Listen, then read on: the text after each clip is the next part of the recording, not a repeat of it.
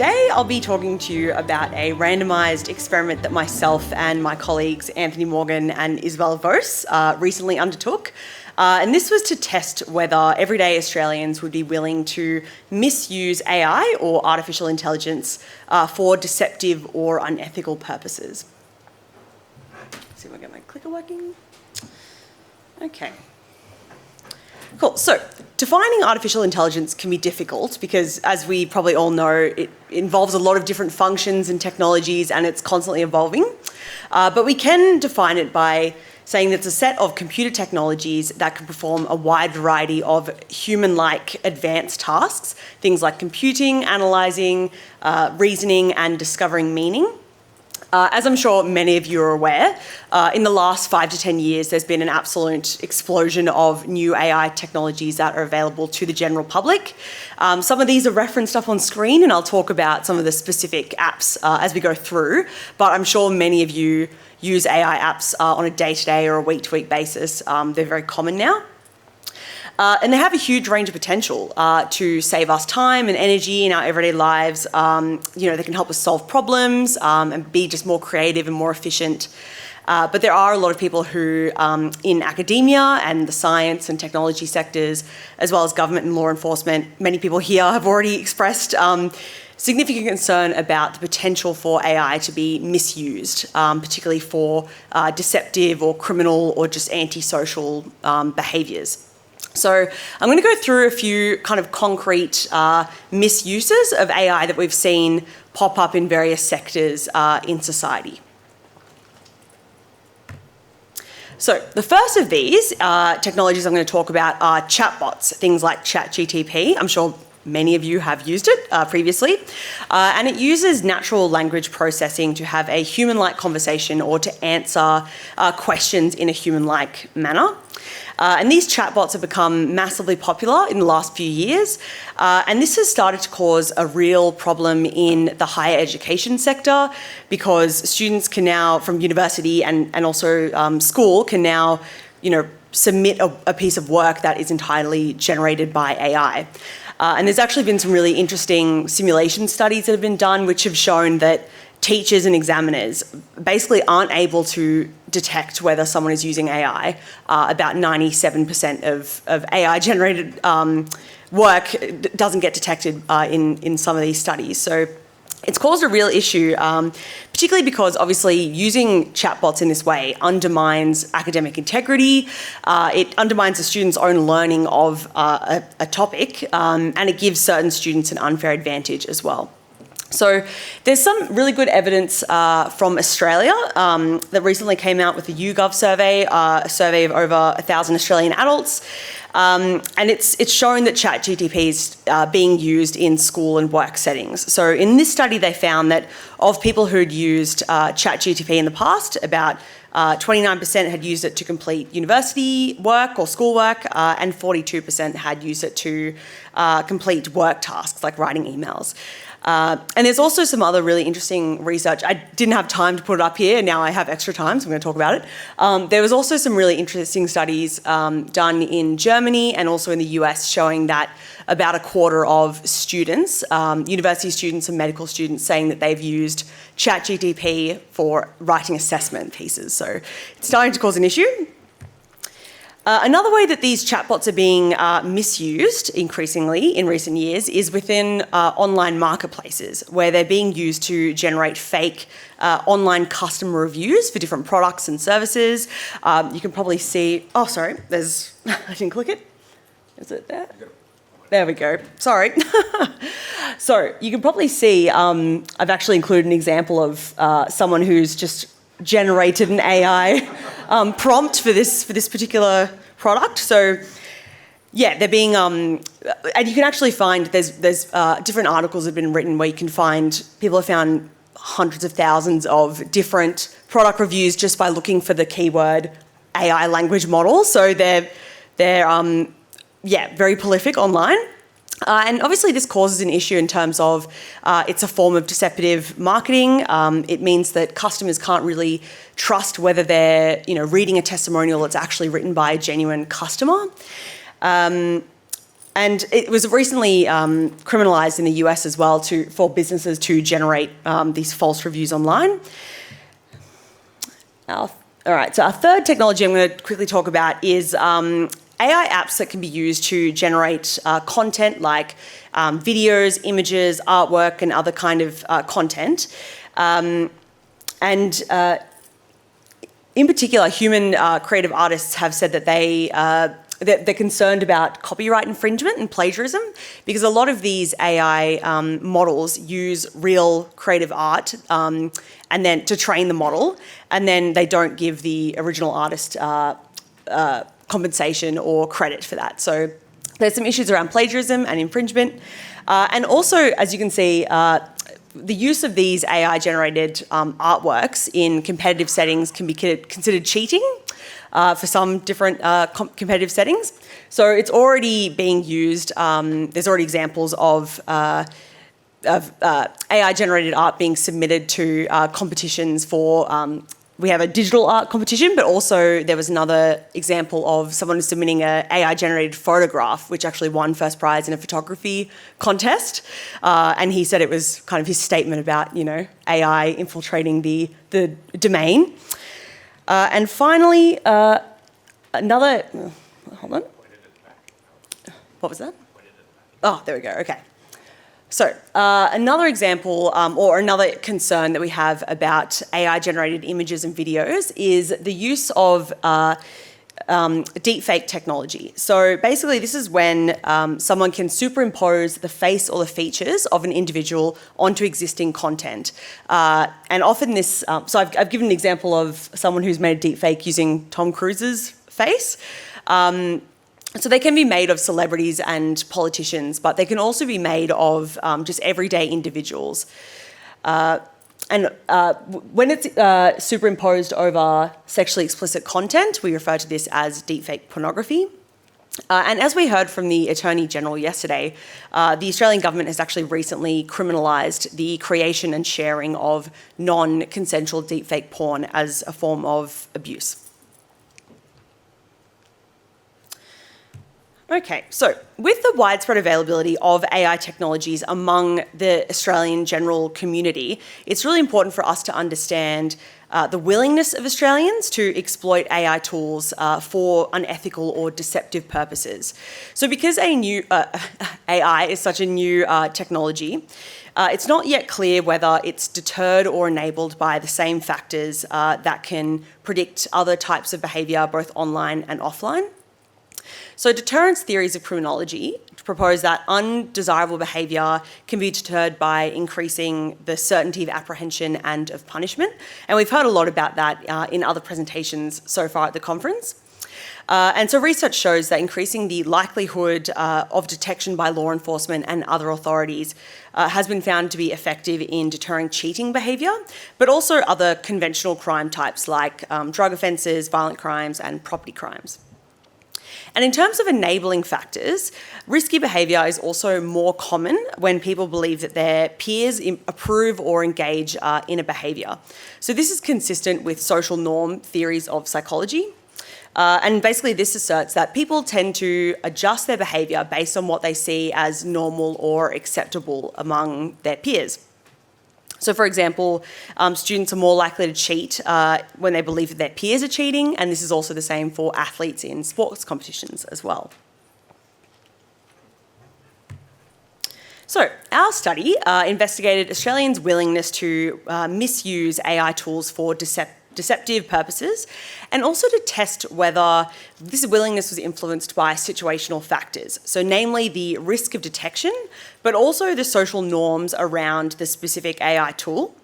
And so we did this using a randomised survey experiment. And based on the theories and previous research that I already talked about, we expected that respondents would be more likely to misuse AI when the risk of detection was lower, but also when it seemed socially acceptable or permissible to use that particular tool. In terms of the specific scenarios that we used quite a diverse range of hypothetical scenarios, and these involved some of the misuses that I discussed earlier. So I'll talk about what the actual scenarios are as we go through, but they involved viewing deepfake pornography, AI-generated artwork, the use of large language chatbots like ChatGTP, and also the use of AI bots to generate false online reviews. So we chose these scenarios because they reflect real-world kind of misuses of AI that are already starting to impact different sectors of society. And it's also important to note that the scenarios that I'll cover, they don't constitute a criminal offence, but they also they violate our social norms and often violate terms of service for different platforms or codes of conduct for different workplaces or universities. So they have the potential to cause real harm in different sectors. Okay. So, in terms of the data that we used, the data was drawn from the 2024 Australian Cybercrime Survey, which is a large-scale annual survey of online Australian adults conducted each year with the Australian Institute of Criminology. Anthony Morgan and Isabel Voce kind of already talked a bit about this survey, so I won't go into too much detail about the methodology, but obviously happy to answer any questions afterwards.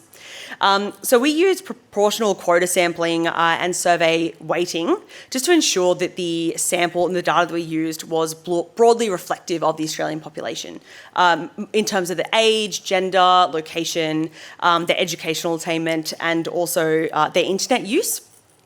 So the full cybercrime survey had over 10,000 respondents, and then 6,127 respondents went on to complete the AI addendum, which is after the core survey. And so in terms of the sample, again, I won't spend too much time on the sample, but happy to answer any questions afterwards. We had an even distribution in terms of age, so 51% male, 49% female. I also have the gender, and then we also have the age down here as well. So half of the sample was aged between 35 and 64 years. Most of the sample lived in a major city. They were born in Australia, they were currently employed, and they did not identify as being First Nations. And in terms of their online activity, most of them said that they were online for several hours per day on average. So we also measured a huge range of other socio-demographic and online characteristics, which I won't go into here, but we also tested for differences in these characteristics between our experimental groups, which I'll show you in a bit. And this was just to make sure that there were no kind of pre-existing differences in these characteristics before we did the survey, the experiment. The only difference that we found was that was in terms of the proportion of respondents who said that they were born overseas, and there was like a few percentage difference in that regard.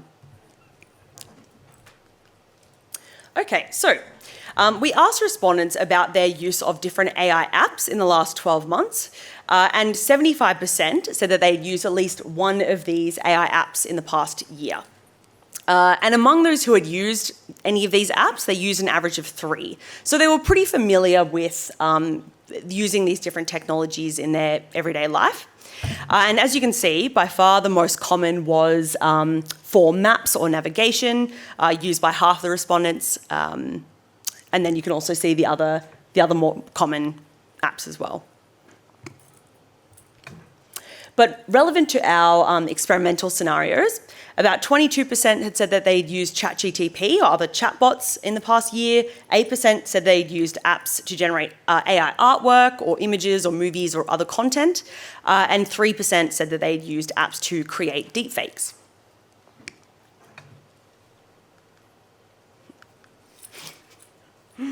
Okay, so in terms of the actual experimental design, we had respondents read descriptions of 5 different hypothetical scenarios. And in these scenarios, they could use an AI beauty filter or on their photos or videos on social media to make themselves look more attractive. That was our control condition. I'll explain that in a bit. And we also asked them about their willingness to view deepfake pornography of a celebrity on social media. They could use an AI bot to write numerous fake reviews for their online business. They could use an AI art generator to win an art competition with a large cash prize. and they could use ChatGTP to write an entire report for school or for work. So as you can see, it's quite a diverse, different mix of AI misuses. And they rated their willingness to engage on these behaviours on this scale at the bottom, ranging from 1 to 5, from very unlikely to very likely. And we also had this midpoint of neither likely nor unlikely. So as I said, the first scenario that I mentioned is our control scenario. So that was identically worded for all of the respondents. So we didn't manipulate risk of detection or the social permissibility for that item. And this was basically to check whether the randomisation was successful across the groups. And I'll explain that as we go through the results. But we chose this beauty filter scenario because it's one of the most widely used kind of technologies in everyday life. There's a few studies saying that hundreds of millions of people have used these on social media, and they're fairly uncontroversial compared to our other examples. So we randomly allocated the sample to 4 mutually exclusive groups. And as you can see, we actually had quite a good number of respondents in each category, so about 1,500 in each. And then I'll just show you how we varied the risk of detection and the level of sociability, the level of social acceptability of the behaviour. You don't have to take in all of that detail, it's a lot, but I just wanted to give you a sense of how we varied it for each of the groups. And we also used a split ballot design, which means that the scenarios were presented in a different order for each group. And this is to prevent any what we call carryover effects. So the way you respond to the first scenario that you see might affect the way you respond to the second and the third and the fourth. So split ballot design for that one. And as I said, we varied the risk of detection and the social permissibility of the behaviour. So I have the example of the text that we used for the chatbot condition, just to give you a sense of how we did that. But the risk of detection was either high or low. And in terms of the social norms, we had a socially permissible condition, basically where a friend or a family member or a peer seemingly endorsed the behaviour. And we also had a no norms condition where the respondent was unsure whether other people were using the technology or not. Okay, on to the results. All right, so first I'll talk about this control item that we had. So as I said before, to ensure that randomisation was successful across the groups, we compared the four groups for their responses on this identically worded control item. And it's basically their willingness to use a beauty filter on social media. And as you can see, the willingness to use the beauty filter was actually quite low across all the groups. So 2/3 or 67% were either unlikely or very unlikely to use this. But what's really important is that there were no significant differences between the groups on this item. So this supports the idea that if we see other differences in the groups with our other experimental conditions, it supports the idea that we can attribute that to the experimental manipulation. So whether how we vary the risk of detection or the social permissibility. All right, so next I'll walk through the findings for our experimental scenarios, and I've presented the first 3 here together because the responses across these are quite similar. So as you can see up on screen, I have the willingness to view deepfake pornography of a celebrity, willingness to use an AI bot to write fake online reviews, and willingness to use an art generator to cheat in a competition. And as you can see, the willingness to use these technologies is also quite low. So 73% in the deepfake scenario said they would be unlikely or very unlikely to use this, 74 in the AI bot scenario, and 76 in the art generator scenario. So only about 1 in 10 of our participants said that they would actually be likely or very likely to use these technologies. And again, what's important is that there were no significant differences between the groups with these scenarios. So they didn't actually vary in terms of their responses.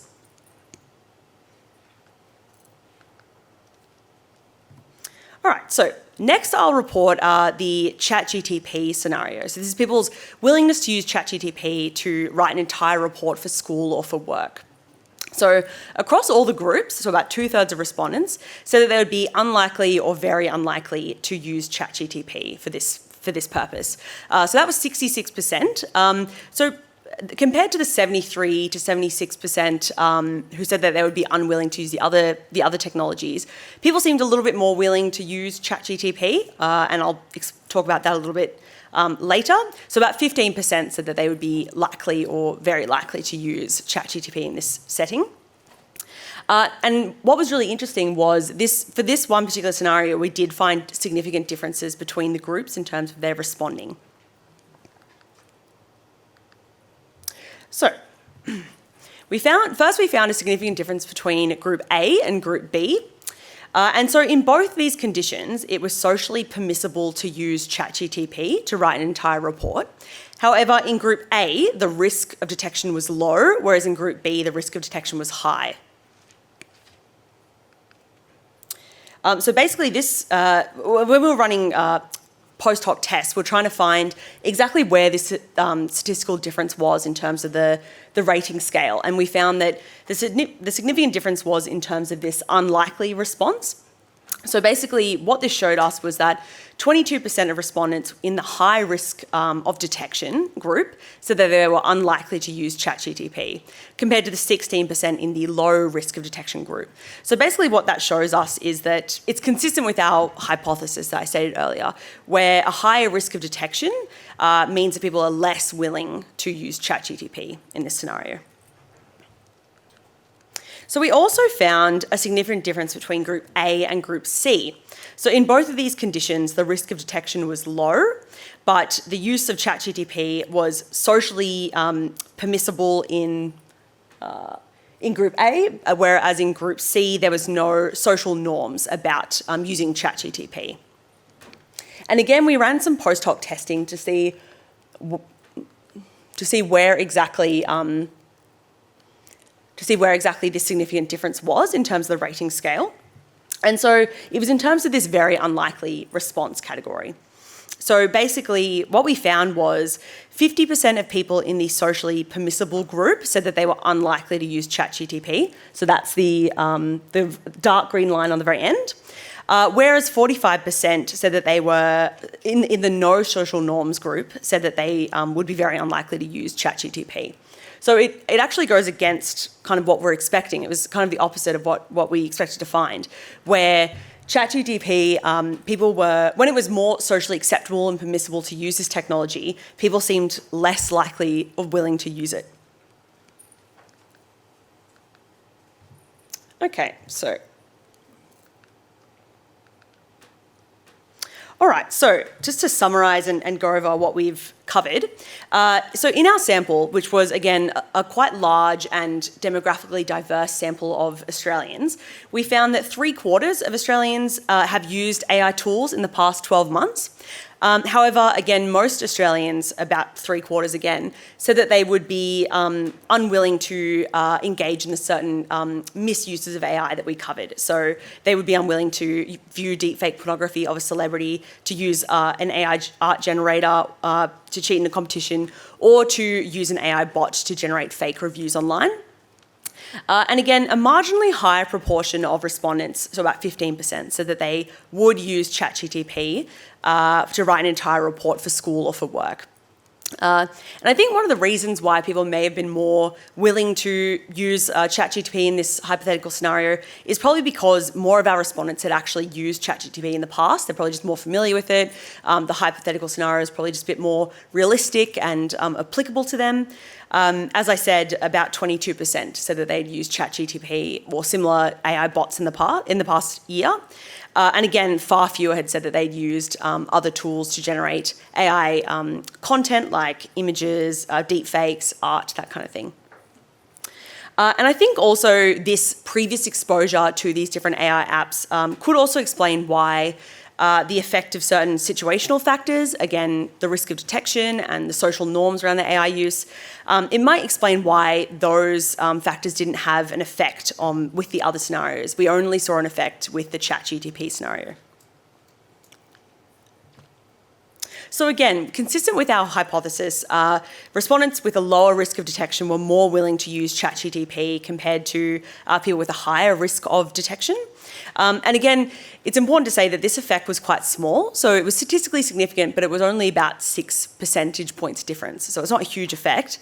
And also, it is consistent with, again, deterrence theories of criminology, which I spoke about earlier, but we've also seen in other presentations today and yesterday.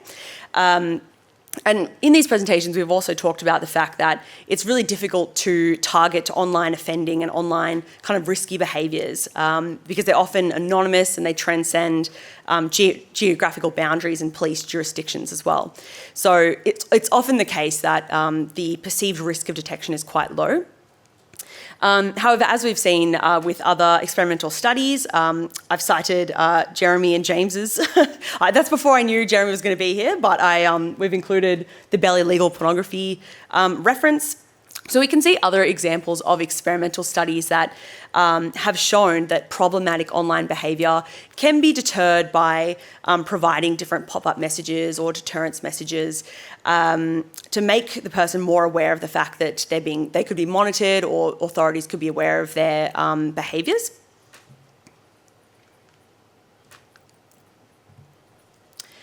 So again, with the social permissibility manipulation that we had, we found that respondents in the socially permissible condition were more unwilling to use ChatGTP compared to respondents in the no social norms condition.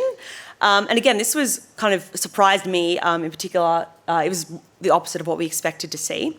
And again, this effect was statistically significant, but it was also small. It was only a 5% percentage points difference between the two groups. But it does conflict with prior research, which shows that, when a behaviour is more common or it's seen as more permissible or acceptable, people are more willing to engage in that unethical behaviour. So I guess one of the explanations that I could kind of think of as to explain this finding, it may be that, as more people engage in cheating behaviour, especially if it becomes more rapid or more common in a group, perhaps, authorities might be compelled to crack down and suddenly take kind of swift, harsh action on that behaviour. So that could potentially explain that, but I'd be very interested to hear any other thoughts as to why we found this particular result that we did. And I think also it'd be really interesting for future research to investigate this effect or the effect of social norms on AI use, but maybe while using a third category where so we have the socially acceptable category, we have the no norms condition, and then maybe also having one where the use of this AI app is explicitly condemned by people's peers. Or other people in their life that might kind of allude to what's going on with this particular finding. But I think this also highlights some of the strengths but also weaknesses of using the experimental design in this way. So it gives us a good idea of saying what different factors can influence hypothetical behaviour. So we can say that there is an effect of risk of detection, there is an effect of social norms, but it doesn't tell us exactly why they have the effect that they do or how it can't help us unpack that a bit. So definitely more area for further research. All right. So to wrap up, so our study shows that using a randomised experiment design is a really kind of unique and novel way of understanding what influences online behaviour, particularly the use of AI, but other kinds of technologies as well. I think it also shows that not all types of AI misuse are influenced by the same factors. So we saw that, the results for the ChatGTP condition were different from the other scenarios. So I think it shows that we probably need to look at this in terms of the specific type of AI, not group all AI kind of misuses together. We also saw that with the social norms manipulation, that factors that influence other types of antisocial behaviour or other types of offending may not necessarily translate over to what predicts online behaviour or AI misuse, for example. So again, there's a lot more area for further research on this topic, especially because our findings, I think, they relate to the specific scenarios and the specific technologies that we have used, that we can't necessarily generalise our findings to all types of AI and all types of offending or unethical behaviour using AI.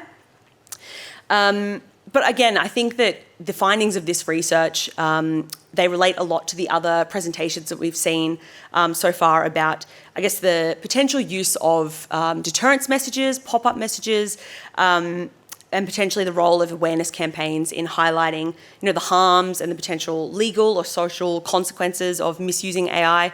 But that, again, is only a part of the solution. So as long as there is a, incentive for people to use AI and they weigh up the risks and benefits, there'll still be people who are willing to misuse it. Okay, so to wrap up again, with so many different Australians using AI technologies, I think that this is a really important area for research to understand exactly what's going on, how people are using AI, people's propensity to use it for, unethical or criminal behaviour. And we're really excited to kind of continue this line of research. And if anyone has any ideas for collaboration or future research topics in AI, we would love to have a chat to you. So there's my contact details, and happy to take any questions or comments. Thank you.